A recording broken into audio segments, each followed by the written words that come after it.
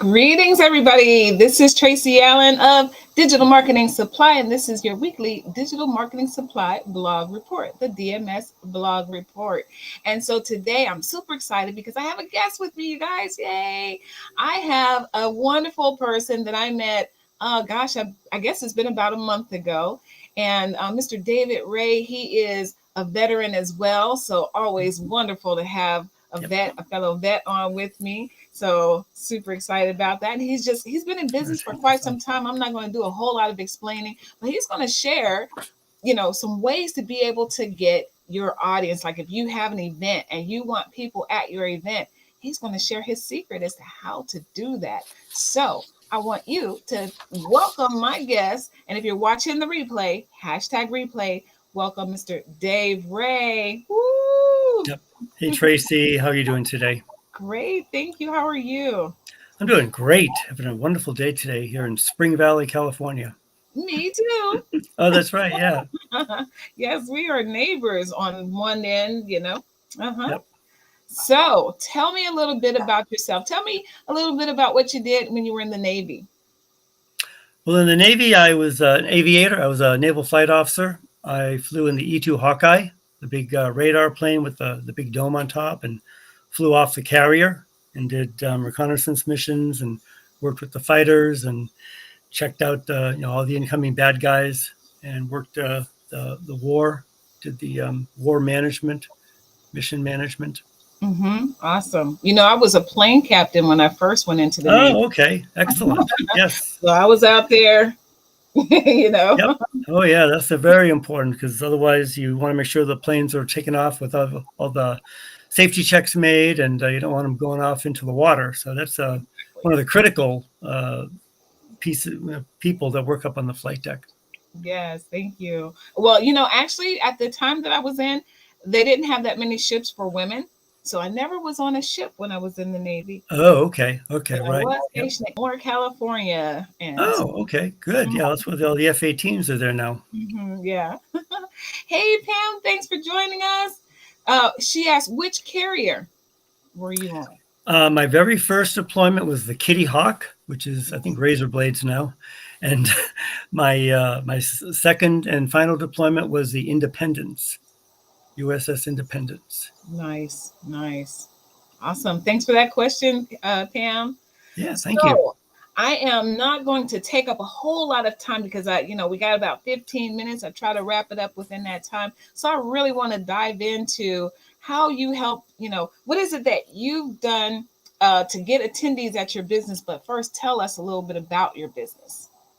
Okay, sure. Thank you. So Dave Ray Coaching and Consulting, I work with small business owners and I help them work on their daily operations, their profitability, their marketing, their prospecting, their advertising, and help them look at their numbers, help them look at their metrics, figure out what they need to do to be more profitable, make more money, and then secondarily, actually enjoy life as a business owner more. So work on stress, work-life balance, setting boundaries, rewarding yourself. That's a big one, rewarding yourself when you make your goals.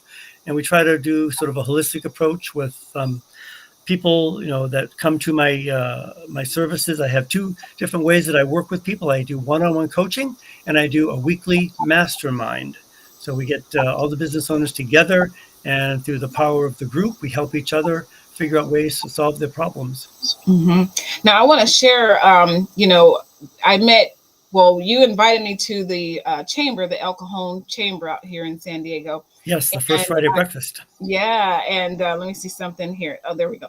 And so I loved what people were saying about this gentleman.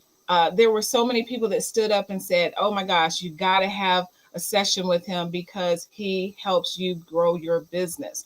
And so just a lot of positive feedback that people were giving. And so I just wanted to throw that out there. So now I'm going to go ahead and let you, I'm going to go ahead and let you share, how do you get attendees at your events?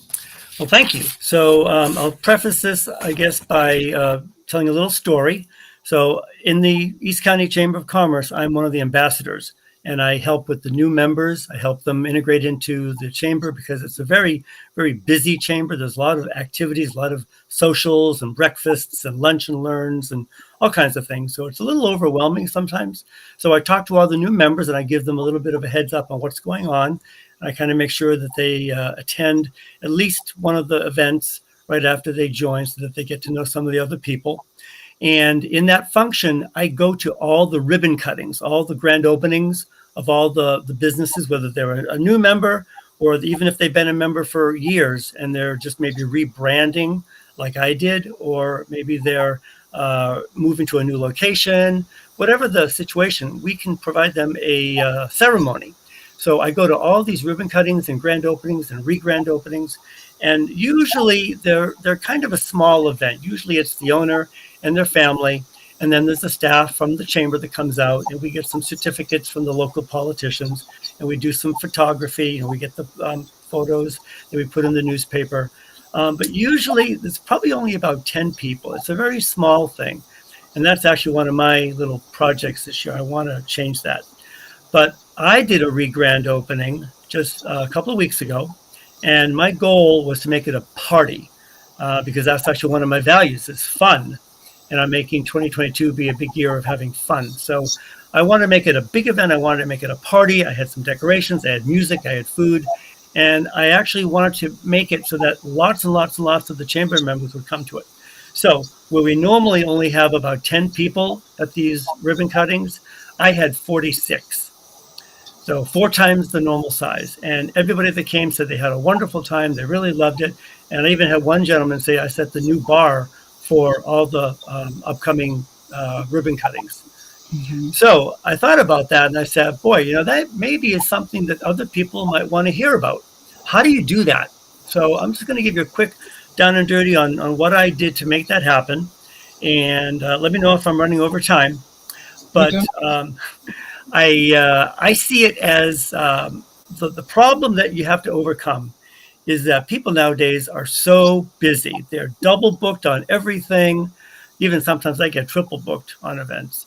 They're multitasking. They're distracted. They're super busy. They're trying to juggle the family and the business. And it's just a real problem or challenge for people to kind of break into that consciousness. So especially with the multitasking, because everybody thinks multitasking is the answer. It's the key to success. And I really here to tell you it's the opposite. You want a single task. But because of that, people just don't get things like, they don't see your emails. They don't even sometimes hear your phone calls or your texts. But particularly if you're trying to have an event, you mostly use the same types of processes that everybody uses. They send out an email, like an email burst. You put a poster up on your LinkedIn page or your Facebook page, and then you just kind of hope that everyone's going to come to your event. And it's just, unfortunately, because of the way things are nowadays with people being so busy, that doesn't work anywhere near as well as it used to 3 or 4 or 5 years ago, when putting a poster on your Facebook page usually would ensure at least a medium-sized turnout. Nowadays, it doesn't really ensure anything because people, they just don't see it. It doesn't register with them. They may not even know how great a deal your event's going to be or how helpful, or if you're doing a seminar or a workshop, how great the information is going to be, how much they need it. So the way that I look at it is you have to take a 2-pronged approach. For me, when I got my 46 people to my event, I did 2 basic things, and these are very low tech and very high effort things. People don't want to hear that. They don't want to say, oh, it's going to take a lot of work. But I think for me, what I've seen in not only this event, but also other events that I've held in the past, this is really what it's going to take to get that, to get to that goal. Number 1, you want to make a personal one-on-one connection with people. So if you have a list of your email friends or people that you work with other businesses in the chamber, or if you have a networking group, or even just your personal friends, it takes a one-on-one phone call and a one-on-one text customized to each person say, hey, this is Dave. I know we haven't seen each other since the Christmas uh, breakfast, but I'm having a big rebranding party this Saturday or this Friday or this Thursday, whatever it is. I would love for you to be there with me. And then you give them the information. And sometimes it's even better to do it multiple ways. So send an email and a text, or a phone call and an email. I sent out, I've got some notes here. I made about 40 phone calls. I made about 50 emails, and I made about 30 texts to all of my connections with my networking group, the Chamber of Commerce. I'm in different chambers, so I had multiple lists of people from different chambers. Um, and what I did was use kind of a template as the basis of the communication, whether it was the text or the email or what I was going to say when I talked to them. But then I would customize each individual one to that person. And it does sound like a lot of work, and it kind of was, but the results speak for themselves. Mhm. Secondly, um, I had an incentive for them to bring a guest. I partnered with one of the other chamber members, and I gave away little $5 coffee cards to one of the local chamber member coffee companies, and I put that in the flyer that we put out on the chamber's website. I put it in my texts and my voicemails and my emails that if please bring a guest and you'll get a $5 coffee card. So Mhm. little incentives like that sometimes will work a lot. They'll do a really good job at making people think, okay, well, yeah, I got some friends I could probably ask. Whereas if you don't ask, they will probably not think to bring a guest. Right. But if you're looking at raw numbers of wanting to make it a fun event, a big event, maybe get some new prospects for you, people that you don't know already that could potentially be a prospect for your business, you have to ask. You can't ever assume that people will think through those extra steps on their own. You have to give them an incentive to make it worthwhile for them, and specifically ask them for something. Kind of like when you have your call to action at the bottom of your email or at the end of your podcast. It's the same way with this. You have to specifically ask them. Mhm. So I think the bottom line is that there's really no shortcut. There's no magic bullet. Putting it on social media isn't the answer. It's one piece of the answer, but you really have to go back to old-fashioned, one-on-one um, uh, connections and communications with people, and really put in a fair amount of effort, a little bit of work, a little bit of effort to make it happen. That is the key to a successful event. I've also done this in the past with other chambers where I call individual people the week before the breakfast and I say, hey, I haven't seen you at the breakfast the last couple of months. We've been having some really good speakers. I think you'd really enjoy it. And, plus the food is really good and the cost is really low. I think it'd be a great opportunity for you to come and, promote your business. But when I've done that with other events, we've gotten a pretty good turnout actually on about a 10 to 20% more people showed up than if I hadn't called them. Because Mhm. I ask them when they get there and they say, oh, yeah, Dave called me and I was kind of busy, but I changed my schedule around and I came. And when I looked at the numbers, yeah, if I spent a couple of hours calling people, I can see that I got, or we got at the chamber, maybe an extra 10 to 20% people showed up for the event. So that's more, more members that are participating, with the other members. It's more people you're getting your word out to. It's more people that you're influencing and affecting. So again, that extra effort, it does pay dividends. It really is worth it. It sounds like a lot of work, and sometimes it really is, but it really pays dividends. Well, I was there, so I know that it was an amazing event. Thank you. The food was great. You had some great gifts. People had a good time. So, I just thought it was neat to be a part of your rebranding. So I'm glad that I was invited. And Pam was saying she would probably think it's not kosher to bring someone in some cases. So I'm kind of wondering, like, what cases would it not be kosher to invite someone? And I'll let you put that in the chat, Pam, to let us know what you're thinking about on that.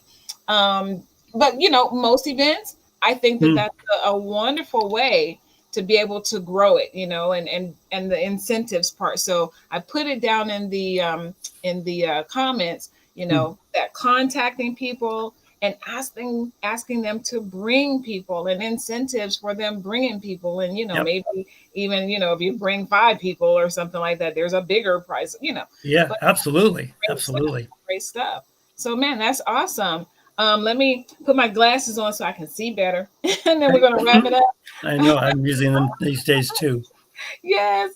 So amazing suggestions. I can probably call for my publisher. I need to work on calling. And it's I am not a phone person. However, it is a requirement in business if you want to grow it. And so Yep. what you're saying totally makes sense. It seems old school, but it's just how we are still wired. Yep. Being able to get Definitely. that phone call, having that connection, and someone saying, "Hey, come out to my event." So no, I think it's great. I've got Dave's email showing on the screen here. And so if you want to reach out to Dave, you'll be able to do that. Pam was answering my question. Nothing specific, just is this a closed party? Oh, if it's a closed party, yeah, if it's a Yep. closed party. But yeah, absolutely. If it's something that you're trying to grow your business and stuff, that makes total sense.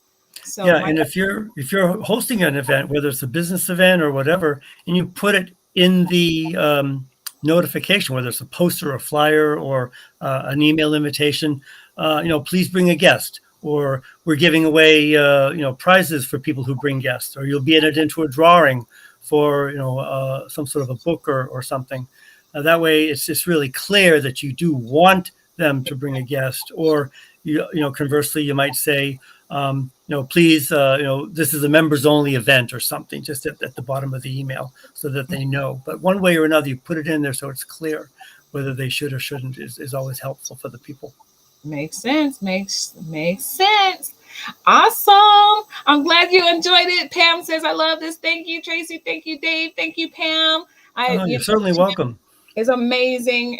She's always showing up. She's loyal. Thank you There so you much. go.